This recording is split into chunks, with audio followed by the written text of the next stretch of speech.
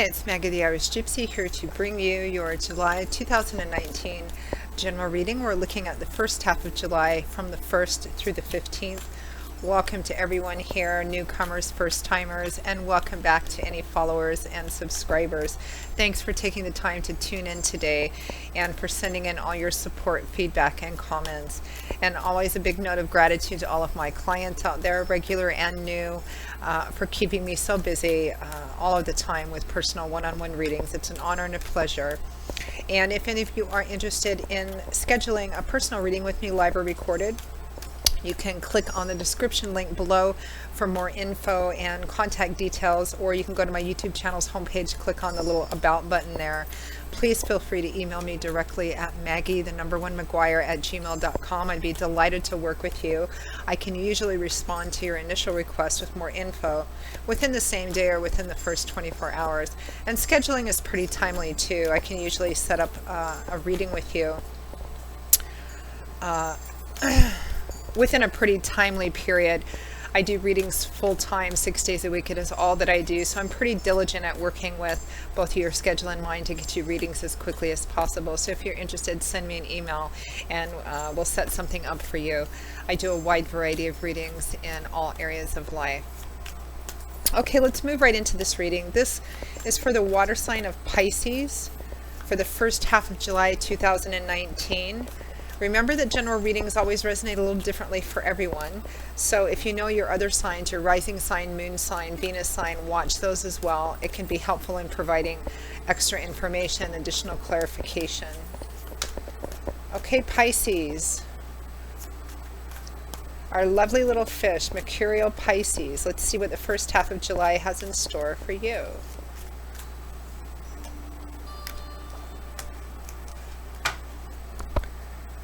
Okay, Pisces, we begin with the Hermit,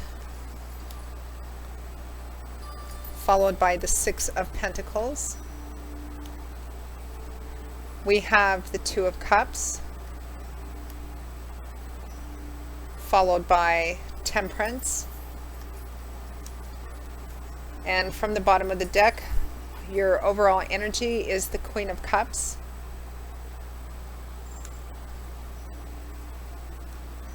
Your overall energy is your energy, your lovely water energy, Pisces. We have the Queen of Cups, Cancer, Pisces, Scorpio, Sun, Moon, or Rising. This might also be another water sign person that's significant or that you're involved with. We do have the Two of Cups, so for many of you, this is a relationship reading. The Queen of Cups is somebody who has evolved beyond the page and the night energy, and she's now a queen. So Cups is water energy, and in the tarot, this is the energy of our emotions, our inner emotional landscape, and about our feelings. Also the area of our life that deals with relationships, because that's a very emotionally driven area of our life. So the Queen of Cups is very mature and evolved around emotion. She is very in touch, in tune, and intuitive with her own emotions and the emotions of people around her. But she doesn't allow her emotions to rule her. They are the horse she rides, not the other way around. This is also a card about spiritual intuition. She's a very spiritually intuitive person, and she trusts her deeper intuition and her deeper feelings as well. Sometimes when the Queen of Cups comes up, it's advice from Spirit to take a step back and check what your deeper feelings, your intuition is telling you. She is someone who offers her cup of love. She's very patient. She's very loving, very nurturing, very giving. She always knows the right thing to say, and she's a great source of support, feedback, advice, and comfort as well. This is about staying emotionally balanced, and you do have Temperance as well, which is a card about staying balanced as well, staying in the middle, planting your feet firmly in what you know your truth to be, but shifting to make sure, to account for things that come in which we can't expect in order to keep your balance. We have the Hermit and the Six of Pentacles here. So the Hermit is a card about taking a step back, taking time off for reflection. It's a card about withdrawing, perhaps temporarily withdrawing to seek out wisdom, insight, clarity, which kind of goes right along with the Queen of Cups, because she would be prone to doing that too. Taking a step back and asking yourself, what does my intuition tell me? What are my deeper feelings, my gut instinct telling me here? Because that's what hermits do. They take a step back from the distractions and noise of our day-to-day life in order to seek out insight.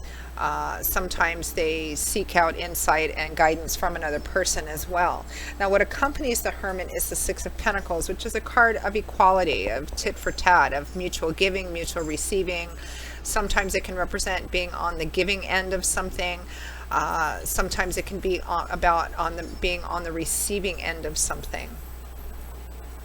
It can also be a card that cautions you to pay attention to where you're giving, because even though on the surface this man is weighing out all of his wealth, his resources, symbolized by these pentacles, and he's periodically tossing handfuls of them out the window to these waiting, grasping hands, he's not really paying attention to where he's giving of his resources to tell if they're going where he expects them to go.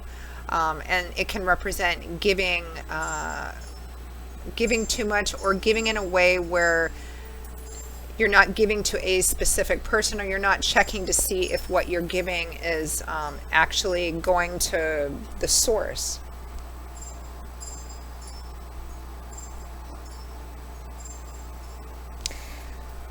Now we have the Two of Cups and Temperance here as well. The Two of Cups is the traditional soulmate card. Now this can be, and the soulmate card represents a karmic connection between two people. It doesn't necessarily represent a romantic relationship. It can, boyfriend, girlfriend, husband, wife. It can also represent best friends, kindred spirits, the person that you are drawn towards and they to you. For karmic reasons, divine timing orchestration, meaning that there's a very valuable lesson that the two of you each have to learn, or are presented to learn by being in each other's lives. Sometimes that's a person that sticks with us our whole life. Sometimes this is a person that, we may, go away, come back together, go away, come back together, particularly if the lesson isn't learned yet. And sometimes this is a card that, after we learn that valuable lesson, we separate from that person, but the energy of the lesson still remains with us our entire life. So it's a very karmically connected relationship. So for many of you, this is about a relationship issue, and it's about maintaining equality and balance in the relationship as well.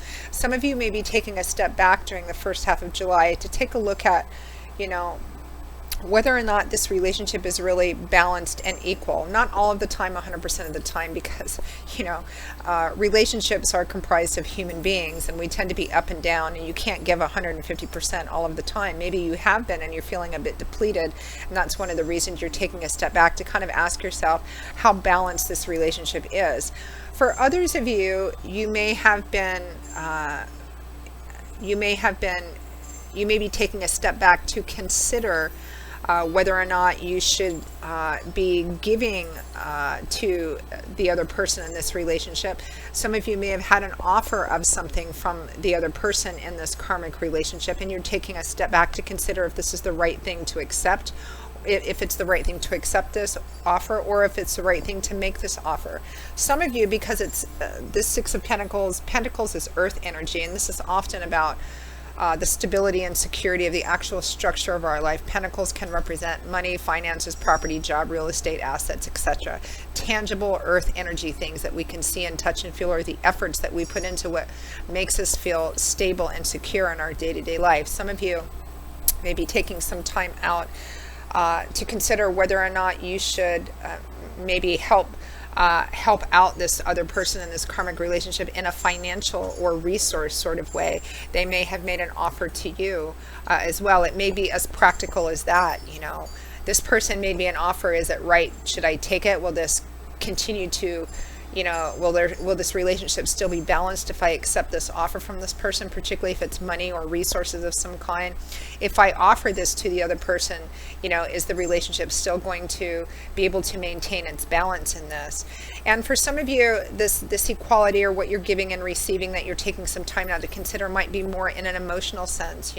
Am I giving too much? Am I taking too much? Because sometimes the Six of Pentacles can also represent, advice from spirit to ask, am I giving enough in this relationship? Am I allowing myself to give? Am I allowing myself to receive in a more or less equal sort of balanced way, because it's sitting next to temperance? So it's kind of about taking some time out to get some insight on the equality and balance in this relationship, regardless of the details and specifics of how it relates to your personal situation. Because in a general reading, some of you, it might be about money in a relationship. Some of you, it might be about emotional giving or receiving in a relationship. It might be a combination of the two of you, of both of those things, and whether or not the relationship is balanced and can continue to remain balanced, and really needing to take some time off, maybe not going out as much, maybe, taking some time to yourself to consider this. Let's pull one final guidance and advice card.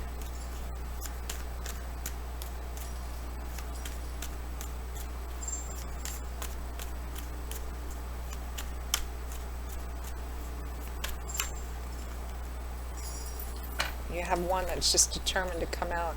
The Fool, my favorite major arcana card. The Fool is just getting ready to start off on a new journey.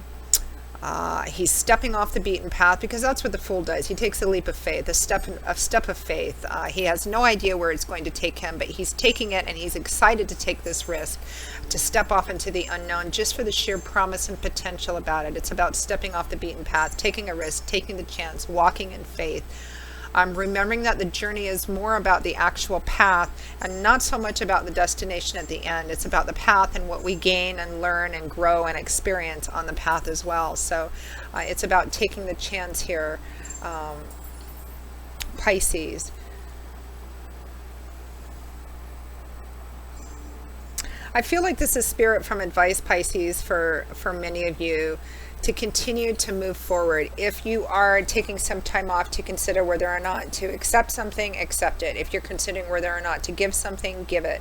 If you're considering whether or not this relationship is worth continuing, even though you may have to explore, maybe have some honest decisions, honest communication, honest conversations about, any balance or lack of balance in the relationship, then do that, because the Fool is about moving forward and taking a chance and stepping off the beaten path here. So Pisces, that pretty much wraps up your July 2019 general reading from the 1st through the 15th. I will see you all again in a couple of weeks for the July 2019 mid-month readings. If any of these videos resonate for you and you'd like to schedule a personal reading with me, you can please feel free to email me directly at maggie1maguire@gmail.com. You can also get that info and details by clicking on the description link below. I do a wide variety of readings, love and romance, of course. I do relationship compatibility charting, which take a look at each person in a specific relationship. Career, work, and finance readings, investment readings. I offer 6 and 12-month overviews, which a lot of people like to order because they give you, it takes a look at what's coming in all the main areas of your life over the next 6 or 12-month period, depending on how far ahead you want to look. So they're pretty useful for that. And I also offer gift readings, because there's nothing more personal than a personal reading, and they make great gifts and presents for family, friends, and loved ones. So there's a few different things to choose from for those of you who are interested. I look forward to working with you. So I'll see you all again in a couple of weeks. Until then, as always, I wish you joy, peace, blessings, love, and a happy, happy life. Take care, Pisces, and I hope to see you back here again soon. Bye-bye.